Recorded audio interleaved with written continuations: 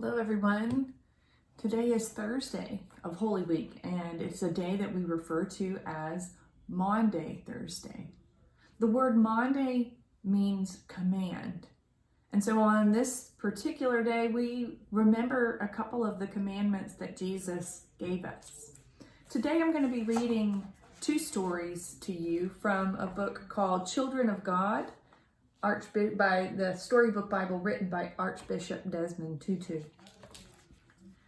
In the first story, it comes from John chapter 13. It says, Jesus becomes a servant. Jesus and the disciples gathered in Jerusalem. Their feet were dirty from walking the dusty roads, telling people about God's dream. The disciples started arguing over which of them was the greatest. Jesus got up and tied a towel around his waist. He took a basin of water and began to wash the feet of his friends and to dry them with the towel. Jesus' friends were shocked. "That's a servant's job," they shouted. But Jesus quietly continued washing their feet. When it was Peter's turn, he jumped up. "Master, you will never wash my feet." "Then you cannot be my disciple," said Jesus. "Lord," cried Peter, "wash my feet, my hands, my head, all of me." After Jesus had finished washing their feet, he took off the towel and sat down again. "Do you understand what I have done?" he asked. "You call me Lord and teacher, but I have washed your feet like a servant. You must follow my example. The leader is the servant of all. You must be as servants to each other. No one is more important than anyone else. I want you to love one another the way I love you." These last words are Jesus' commandment to us, to love one another the way that I have loved you. So as we're in Lent, what we continue to reflect on are the ways that we are loving others the way that Jesus loved us.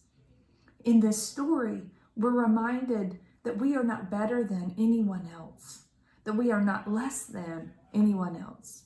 In God's eyes, we are all children of God. We are all called to love and to serve one another. I hope that you will be reminded of this message on this day. In our next story, we learn another commandment that God gives us, and it's through the story of the Last Supper. This is a commandment where Jesus shares a last meal with his friends. This story comes to us from Matthew chapter 26.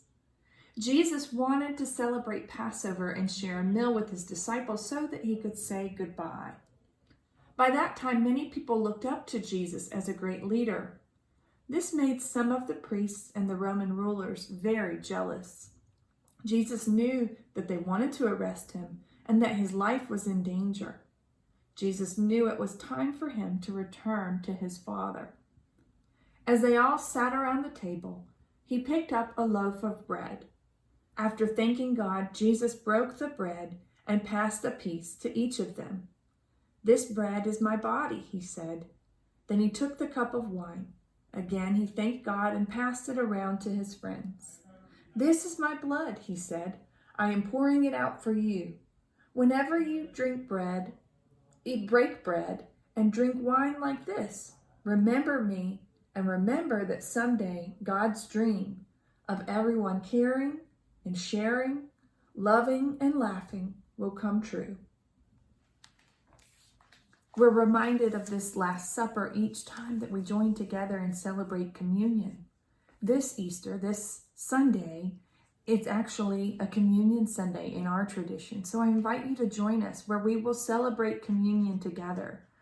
Each time that we do this, we are reminded of the gift that God gave us by sending Jesus to us. And so we also are following that commandment that Jesus gives us on his last days here on this earth, where he commands us to love one another, and he commands that we participate in this Last Supper together. So I hope that you will also join us on Sunday so that we can join in celebrating Easter together, so that we can join in listening to God and following Jesus' instructions to join in Holy Communion together as well. May God bless you and keep you until we meet again. Amen.